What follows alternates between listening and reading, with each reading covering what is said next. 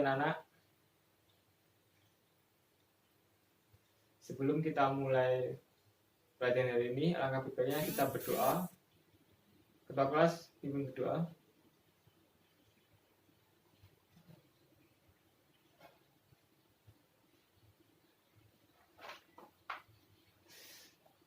Baik anak-anak, sebelum Bapak mulai pelajaran hari ini, kalau ada sampah di bawah meja, kalau meja atau sekeliling kalian, tolong buang ke tempat sampah.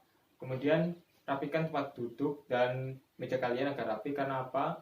Kebersihan adalah sebagian dari iman dan kenyamanan dari kalian. Seperti kerapian itu akan membuat kalian lebih enak untuk belajar. Nah, sebelum Bapak mulai, ada yang nggak masuk? Oke, siapa? Doni. Ada isinya? Sakit? Oke. Semoga Doni cepat sembuh.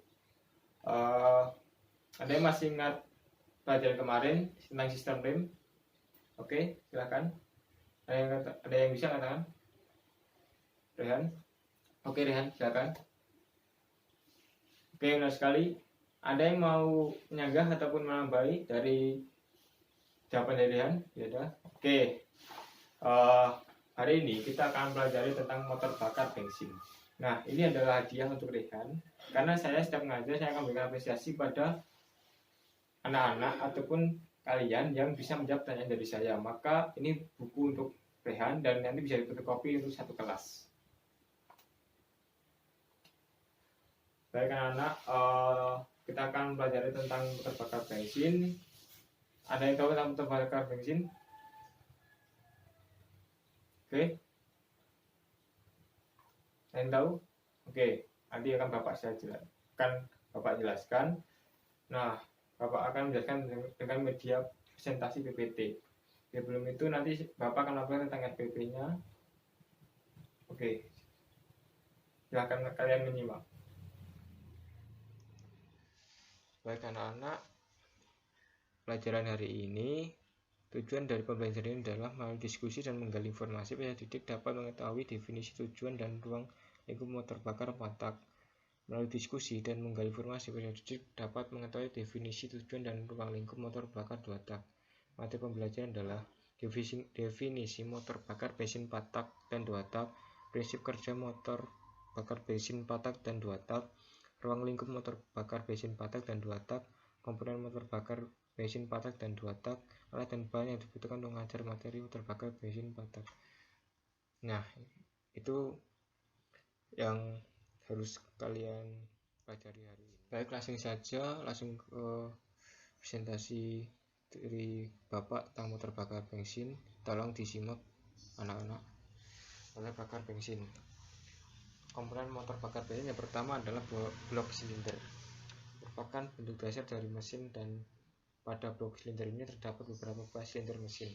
Pada tiap silinder terdapat sebuah turak atau piston yang dipasangkan pada salah satu ujung batang piston, sedangkan ujung piston yang lain berhubungan langsung dengan porosengkol atau crankshaft. Maka dengan demikian gerak naik turunnya piston dapat menggerakkan porosengkol. Sedangkan di bagian atas kepala silinder pada bagian dalamnya berbentuk sebuah ruang bakar dan dilengkapi dengan katup-katup isap dan buang. Seperti ini penampakan dari blok silinder. Yang kedua ada silinder, merupakan bagian yang memindahkan tenaga panas ke tenaga mekanik, dan untuk tujuan ini piston bergerak naik memadatkan gas untuk memperoleh tenaga maksimum atau optimum. Diusahakan tidak terdapat kebocoran pada gas-gas yang dibakar di antara piston dan silinder. Nah, seperti ini penampakan dari silinder. Yang ketiga ada bak engkol atau karter, terletak di bawah blok silinder, digunakan sebagai penampung oli mesin yang terbuat dari baja pres. Pada karter ini juga dilengkapi ventilasi untuk menghubungkan ruang dalam udara luar. Karter dibaut di bawah bak engkol yang diantaranya diberikan gasket atau pelapis karat untuk menghindari kebocoran pada sambungan tersebut, sehingga oli mesin tidak bocor menembus keluar. Seperti ini. Engkol karter. Yang ada kepala silinder dibaut dengan blok silinder di bagian atas, dan diantara juga diberikan gasket. Terdapat lubang-lubang untuk pasang busi dan mekanik katup yang dilengkapi pada mesin. Kepala silinder pada umumnya dibuat dari besi tuang campuran aluminium untuk membatasi pemuaian. Juga dilengkapi mantel pendingin yang berhubungan dengan buah silinder untuk memberikan pendingin pada katup dan busi. Yang kelima ada torak atau piston, fungsi memindahkan tenaga yang diperoleh dari pembakaran ke poros engkol atau crankshaft melalui batang piston connecting rod. Komponen ini wajib mempunyai sifat tahan terhadap tekanan dan suhu tinggi. Yang keenam ada batang piston, adalah komponen part yang menghubungkan piston dengan poros atau engkol atau crankshaft dibuat dalam bentuk I terbuat dari baja spesial. Yang kedua ada poros engkol atau crankshaft punya tugas penting yaitu mengubah gerakan lurus piston yang berada dalam silinder pada gerak kerja menjadi gerak putar dengan melalui batang-batang piston serta menjaga pergerakan piston dalam langkah-langkah selanjutnya. Poros engkol terdiri dari pusat putaran di mana pada pena engkol dipasangkan batang piston.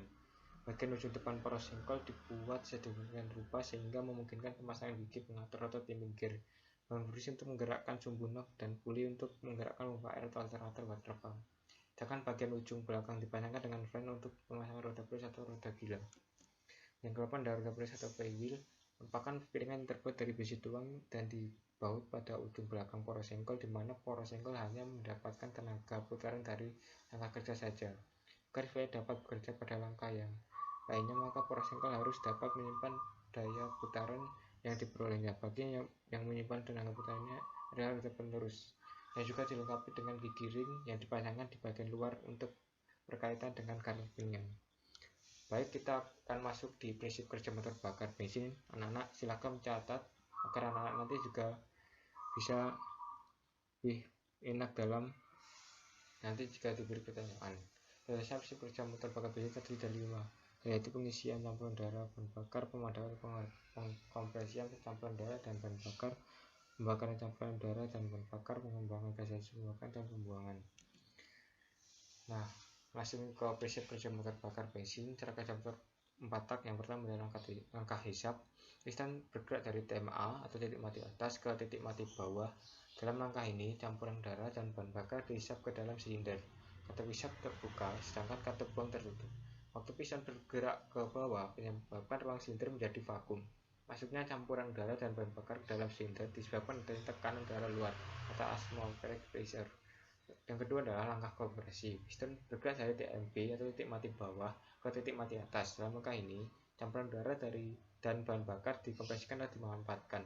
Katup hisap dan katup buang tertutup. Waktu torak mulai naik dari titik mati bawah TMB ke titik mati atas TMA, campuran udara dan bahan bakar yang dihisap tadi dikompresikan. Akibatnya, tekanan dan temperatur menjadi naik sehingga akan mudah terbakar. Yang ketiga adalah langkah usaha. Piston bergerak dari titik mati atas ke titik mati bawah. Dalam langkah ini, mesin menghasilkan tenaga untuk menggerakkan kendaraan. Saat sebelum torak mencapai titik mati atas, pada saat langkah kompresi, busi memberikan loncatan bunga api pada campuran yang telah dikompresikan. Dengan terjadinya pembakaran, kekuatan dari tekanan gas pembakaran yang tinggi mendorong torak ke bawah. Usaha ini menjadi tenaga mesin untuk engine power. Yang keempat adalah langkah buang. Piston bergerak dari titik mati bawah ke titik mati atas. Dalam langkah ini, gas yang terbakar dibuang dari dalam silinder. Katup buang terbuka, piston bergerak dari titik mati bawah ke titik mati atas, mendorong gas bekas pembakaran keluar dari silinder. Ketika torak mencapai titik mati atas, akan mulai bergerak lagi untuk persiapan berikutnya, yaitu langkah hisap. Seperti ini teman-teman, langkah hisap, usaha, kompresi, buang dari motor bensin 4 tak.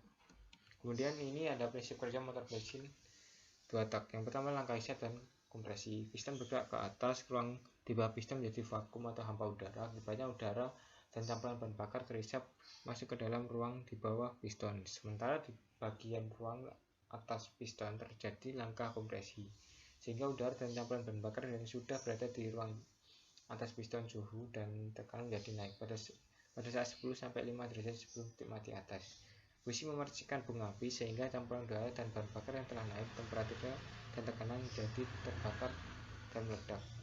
2 langkah usaha dan buang. Hasil dari pembakaran tadi membuat piston bergerak ke bawah. Pada saat piston terdorong ke bawah, bergerak ke bawah, ruang di bawah piston menjadi dimampukan dikompresikan, sehingga campuran udara dan bahan bakar yang berada di bawah piston menjadi terdesak keluar dan naik ke ruang atas. Piston melalui saluran bilas, sementara sisa hasil pembakaran tadi akan terdorong keluar menuju saluran buang melalui knalpot. Langkah kerja ini terhitung benar-benar selama mesin hidup. Nah, seperti ini prinsip kerja motor 2 tak. Oke, sekian dari Bapak. Habis ini akan ada sesi diskusi. Baik anak-anak, sekarang waktunya kalian untuk membentuk kelompok lagi. Setiap kelompok 6 orang. Jadi seperti kemarin 6 kelompok, setiap kelompok 6 orang, kalian diskusikan tentang motor bakar bensin 4 tak dan 2 tak. Setelah itu, nanti kalian setiap kelompok mempresentasikan ke teman-teman lainnya, dan teman-teman lainnya nanti menyimak dan pilih bertanya apa yang dipresentasikan oleh kelompok yang presentasi. Jadi kalian diskusi agar kalian itu bisa lebih hafal dan lebih tahu lah apa tentang motor bensin. Nanti jika anak-anak semuanya nanti nggak bisa menjawab, nanti saya bantu jawab. Oke, saya beri waktu 15 menit, silakan. Oke, selesai. Silakan dari kelompok 1. Saya akan mempresentasikan ke teman-teman lainnya. Oke, bagus. Ada yang mau menanggapi? Oke, kelompok 2. Oke, bagus juga. Kelompok 3. Bagus. Kelompok 4. Bagus. Kelompok 5. Kelompok 6. Oke. Saya kira semua sudah paham tentang motor bakar bensin 4 tak dan 2 tak. Di pertemuan selanjutnya kita akan tes ke anak-anak semua. Saya ingin menguji anak-anak semua